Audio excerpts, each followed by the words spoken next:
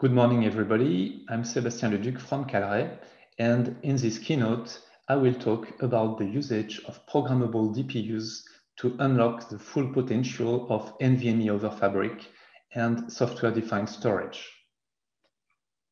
So, during the last 2 decades, we have seen the data center world moving to a software-defined everything paradigm. Up to now, this has been taken care of mostly by hypervisors running on the x86. In parallel to that, a new communication protocol has been specified to fully exploit the levels of parallelism and performances of all-flash storage. So basically, the first version is NVMe, and its Fabric version, NVMe over Fabric. We believe that to fully unlock the benefits of NVMe OF while keeping the software-defined paradigm, a new processor kind is needed, the data processing unit or DPU.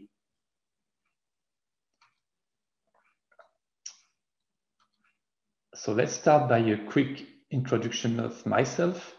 So as I said, I'm Sébastien Leduc. I'm currently Software Engineering Director at Calray. I started my career at STMicroelectronics in 1998, and I spent the almost 20 years in the semiconductor industry, working on different complex system on chips, well, mostly on software on those complex system on chips. And I joined Calray 2.5 years ago, and I am now the Calray Software Engineering Director. So here is the agenda of this keynote. So I will start by a quick presentation of Calray. Then I will share some background information about NVMe and NVMe over Fabric. Then I will try to define what makes up a DPU, so what are the key characteristics of a DPU. And then I will switch to a use case section where I will present 3 different use case, storage use cases where DPUs bring a lot of added value. And after that, we will reach the conclusion of this keynote. So let's start with a quick presentation of Calray. So Calray is a French public company, is backed up by industrial investors as well as by European governments. Basically, Calray offers a new type of processor which targets the booming market of intelligent systems. This new type of processor has a many-core architecture, and it's called MPPA. And we are currently at the 3rd generation of our MPPA processor. In terms of markets, we target 2 main markets. So the first one is next generation embedded systems, and the second one is next generation data center infrastructure. So obviously in this talk, I will focus on next generation data center topic.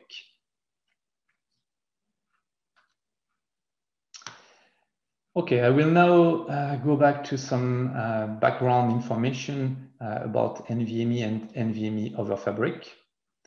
So if we do a bit of history, so the first NVM Express specification was released in 2011, so 10 years ago. It is a logical device interface specification that has been specified from the ground up to capitalize on the low latency and internal parallelism of solid-state storage devices. And the first specification, so NVMe, was addressing only storage devices attached via the PCIe bus.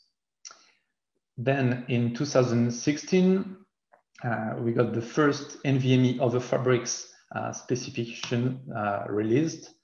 So basically, NVMe over Fabrics extends the NVMe command set to enable using it over a network.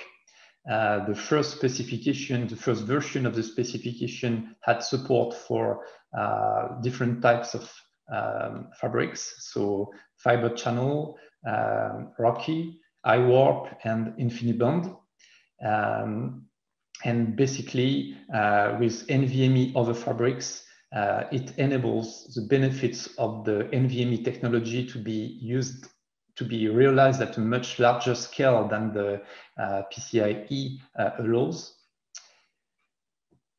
And then in 2018, the NVMe TCP specification was released. So basically, it's the version that allows to use NVMe over fabrics over the TCP/IP network. And this is quite key, as it enables to use NVMe over fabric using existing network infrastructure. So as you can see, NVMe has been around since 2011, so for 10 years. NVMe over fabrics has been around for 5 years. So you may wonder why now? I mean, what makes it different? Why we think it will now really start to be adopted. So first, NVMe is already being adopted. So we see a dramatic change with a huge growth in SSD adoption in the storage market. And we see that SSDs are improving at a much faster rate than CPUs in terms of performance. So this leads to inefficient processing and also to wasted storage. We can today see that the two standard ways of dealing with storage are becoming problematic. So the first one is software-defined storage based on virtualization techniques. So we see that the virtualization with the hypervisor on the x86 is now becoming a bottleneck, and it can no longer sustain the speed that NVMe over fabric enables. And the second standard approach, basically legacy x86-based flash array solutions, we see that those solutions have a problem of price point, and we believe that there is room for disruptive solutions that will basically solve those two issues. So I have included in this slide a quote from Omdia analyst, which is planning that NVMe over fabric will ramp up aggressively for the next couple of years. Okay, let's now try to define what makes a DPU and why it is really a different kind of processor. So what is a DPU? So in the data center, a DPU is a new class of programmable processor, which is specialized in running data center infrastructure services. Basically, it's aiming at becoming the third socket in data centers alongside the CPU and GPU. And basically, DPUs are purpose-built for accelerating software-defined data center infrastructure services. So I have named a few, given a few examples. So for software-defined networking, just as examples, I've taken virtual switching, NFV or NAT. For security, a DPU can accelerate firewall, encryption, IPsec, and of course, for software-defined storage, it can accelerate NVMe over fabric. It can accelerate compression, deduplication, encryption, or even erasure coding or RAID, this kind of data services. So in terms of key features, so what are the key features that make a DPU? So, well, the first one is that a DPU must be fully programmable. I mean, the three planes must be programmable. So management plane, control plane, and the data plane, which of course is the most tricky one, because we are talking about high-speed interfaces and having a programmable data plane at those speeds is really a challenge. Then a DPU must have a high-performance PCIe interface because it's aiming at becoming the third socket in the server. It has to have a PCIe interface, and this PCIe interface must have SRIOV support because virtualization is ubiquitous in data centers. Of course, it has to have high-performance network interfaces with features that will allow to use and process packets coming from those high-performance network interfaces. So, for example, packet parsing, packet matching and dispatching, RDMA support, some TCP offload functions like RSS, large receive offload or checksum offloads. Then the DPU must also feature some tightly coupled inline accelerators because there are key functions that are part of data center infrastructure services that need to be accelerated by dedicated accelerators in order to be able to sustain the line rates. So examples are crypto accelerators. So this is to accelerate IPsec, for example, or TLS. Other types of tightly coupled inline accelerators can be compression and erasure coding acceleration for storage. And of course, as any programmable processor, a DPU must have some security features. So just as examples, it must have a root of trust, a secure boot, possibility to upgrade its firmware securely, and a Vault IP to securely store cryptographic keys. Okay, so all those features are what really make a DPU different from a normal CPU. Let's now look at the current DPU landscape. So on this slide, you can see a few companies that have DPU products today, or products that are marketed as DPUs today. So out of those, you can see 3 big semiconductor companies, so NVIDIA, Broadcom, and Marvell. And you can also see 2 smaller companies, so Fungible and Kalray, of course. So let's have a look a little bit more in details to the details of the products offered by those companies. So the first one is NVIDIA. So NVIDIA's current DPU product is NVIDIA BlueField-2, which is formerly a Mellanox product, which got acquired by NVIDIA. So BlueField-2 is essentially ARM octa-core CPU plus ConnectX-6 network interface card in the same die. So basically, they took the two and just made a single die version to get the BlueField-2. So it features PCIe Gen 4 16-lane interface. It also has 2 100 gig Ethernet interfaces. So as you can see, it seems to fit pretty well the definitions of DPUs that we gave just before. Then we have the Broadcom Stingray, which is fairly similar. Again, it's essentially ARM octa-core CPU and a Broadcom NetExtreme NIC in the same die. It is only PCIe Gen 3, and it only has 1 100 gig Ethernet interface. The next one is Marvell. So Marvell has the LiquidIO 3 DPU, which is formerly a Cavium product that was acquired. Cavium was acquired by Marvell. So the Marvell LiquidIO has a bigger, well, it's still based on an ARM multi-core CPU. It has more core than the 2 previous DPUs we talked about. So it has 24 cores, which is quite big. They have a PCIe Gen 4 by 16 interface and 2 100 gig Ethernet interfaces. So looking at the specification and the way they market the Liquid I/O, it seems that it's more targeted to software-defined networking than it is to software-defined storage.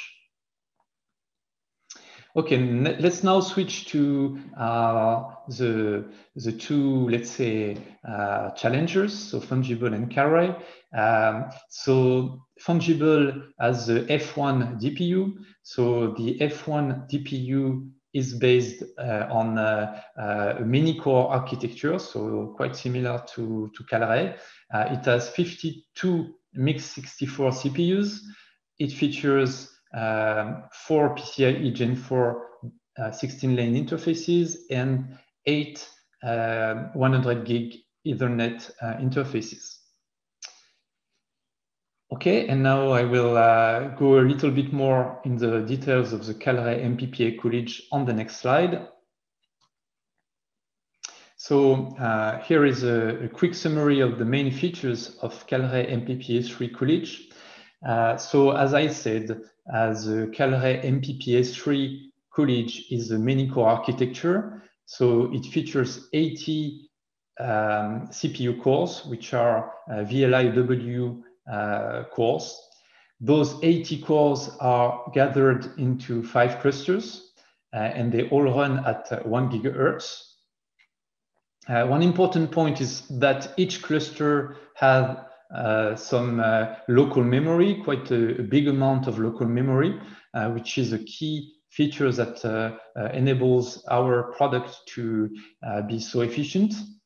In terms of power efficiency, it has a 20-watt typical power consumption for data center applications. In terms of high performance interfaces, it has 2 100 gigabit Ethernet interfaces and 1 PCIe Gen 4 16-lane interface.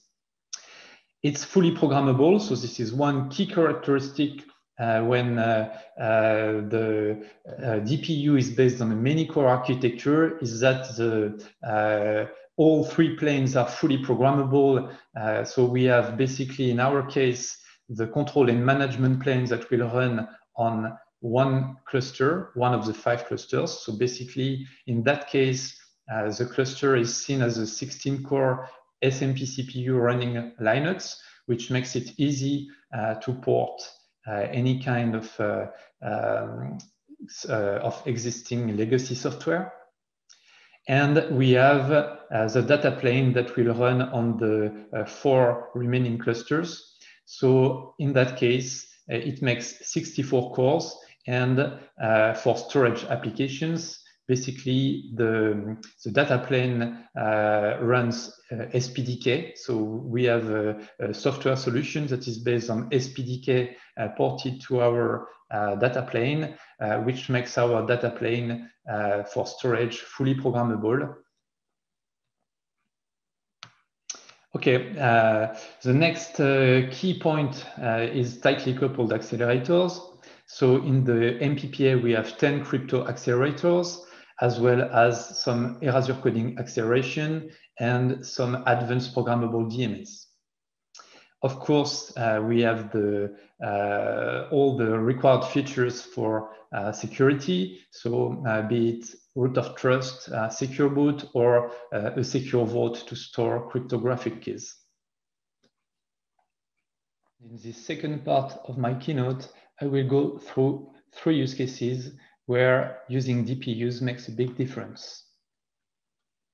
So the first use case is basically the main use case for which NVMe over Fabric was invented, namely disaggregating local SSDs. So the idea is pretty simple. On the left, you have servers with direct attach SSDs, and the idea is to disaggregate the SSDs by putting them in an NVMe over Fabric all-flash array. And so basically, the local SSDs now become a shared pool of storage that is visible to all servers thanks to the NVMe over Fabric protocol. So this has a number of advantages. So the first one is that servers can now be composed on the fly with just the storage requested, whereas on the left, you basically had hard-coded configuration with a number of direct-attach SSD in each server. So this, of course, results in better resource utilization and then, of course, has a decrease in costs. The second advantage is that thanks to this new architecture, since the disaggregated SSDs are visible as a shared pool of storage, it's now much easier to move workloads from one server to another one, because you just have to reattach to their volumes after moving them. And another big advantage of this approach is that you can now scale storage and compute independently, again, allowing to reduce the costs. So, of course, shared storage is not new, but thanks to NVMe over Fabric, it's the first time we can have both shared storage with performance close to that of direct-attach SSDs. So there are a number of ways to implement NVMe over Fabric all-flash arrays. And I will try to compare those different ways of doing along two KPIs. So the first KPI is on the x-axis, IOPS per dollar. So basically, this is a very good indication of the TCO optimization you can get from switching to one solution. And the second KPI that is of interest is IOPS per watt, because power consumption is becoming really an issue in data centers. So we think this KPI will become more and more important in the future. So let's look at the first solution that I call storage vendor solution. So basically, all major storage vendors have some NVMe OF all-flash array in their catalog today. Those solutions are based on x86 platforms. They are very feature-rich, but since they use some software stack that has not been designed for NVMe parallelism, they are not able to fully exploit the performances that is available thanks to NVMe disks. And the result is that the performances are not as good as what we would like. They are also pretty costly. This is why, in terms of IOPS per dollar, they are not very good. Then another category, still based on the x86 platform, is basically what I call x86-based all-flash arrays, on which you put a software stack like SPDK that has been designed from the ground up to exploit the parallelism of NVMe disks. In this case, you end up with a solution that is an order of magnitude better than the one of storage vendors.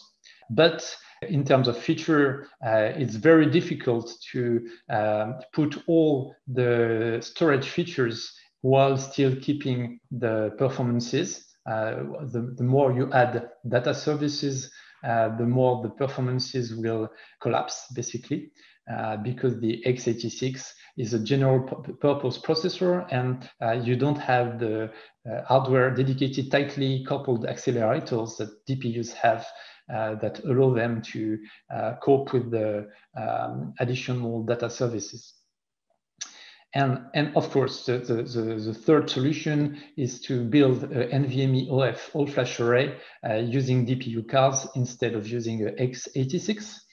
So basically, in this case, since the DPU has hardware accelerators to accelerate data services, it's able to cope with running more data services without decreasing the overall performances. And we see that today a DPU is the best solution when you look at IOPS per dollar, so in terms of cost, versus the two others, or even better in terms of IOPS per watt, because DPUs have a much lower power consumption than x86 based platforms. So in terms of data services, let's go a little bit more into the details of all the data services that are needed to make a storage node, let's say an NVMe OF storage node. There are some basic services like TCP termination for NVMe OF TCP, which takes quite a lot of software processing. Logical volumes, scene provisioning, and snapshots are, of course, basic services that are needed on any storage appliance. And then we have some other data services that are much more processing hungry, like data reduction, data availability algorithms, or data security. So here, the DPU is able to cope with all those data processing services at line rate much better than the x86 because it features some dedicated hardware accelerators like compression acceleration, erasure coding acceleration, or crypto acceleration. And thanks to those accelerators, the DPU is really able to sustain the required performances. So this is why we believe the best solution to implement an NVMe over Fabric all-flash array is by relying on DPU cards. Let's now switch to use case number 2, which I call storage adapter for SSD disaggregation.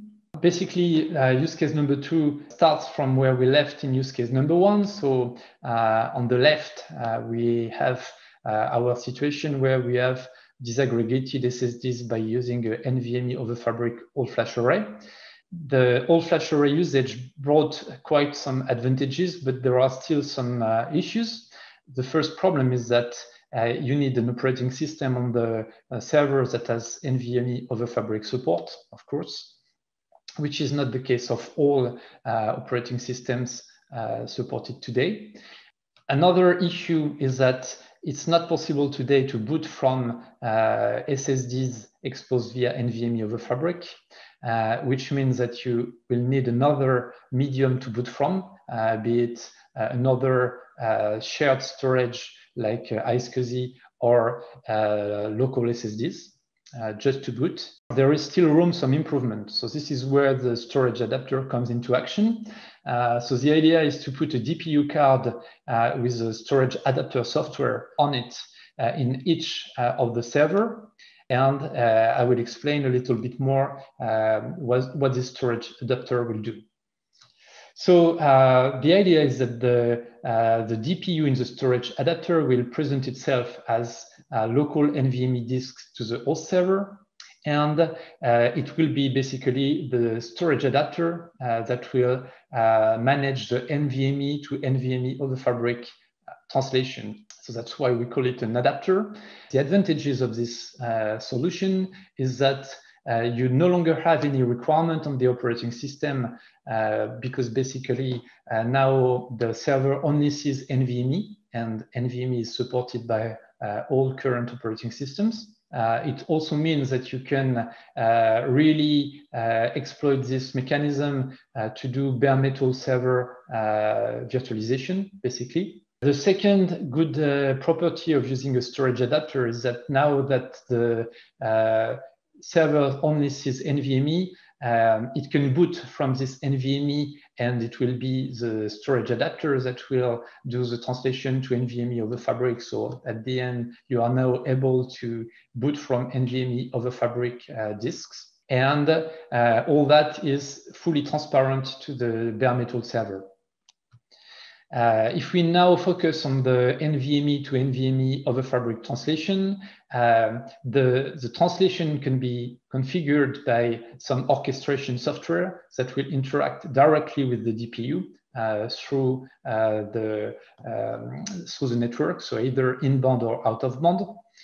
So you don't need any orchestration software on the bare metal server, and it also means that you can move workloads from one bare metal server to another one, which is pretty nice. So really, as you can see, thanks to this storage adapter in servers, we enable bare metal storage virtualizations by using DPUs. In terms of data services, this storage adapter is bringing a lot of opportunity for system optimizations. In terms of basic services, the DPU will have to handle all the bare metal storage virtualization. So basically, it will have to provide some APIs to the orchestration software so that the storage virtualization can be configured. The storage adapter, so the DPU must also, of course, implement the NVMe emulation in order to be able to present itself as a NVMe local drive.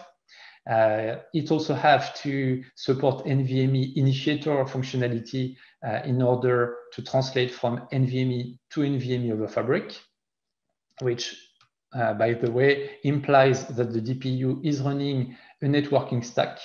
And of course, there are some QoS considerations because you may want to have QoS settings different and configured by the orchestration software.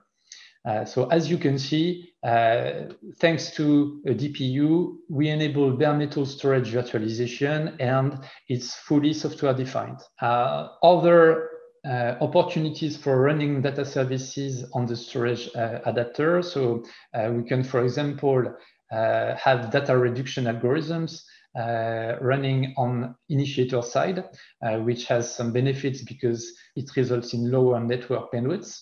And in terms of data availability, now that we have a DPU on initiator side, it allows us to have much better data availability schemes like distributed erasure coding, which enable better reliability while improving storage efficiency.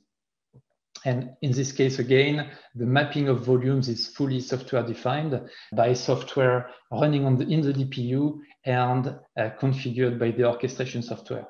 Similarly, you can have data security services that will run in the DPU.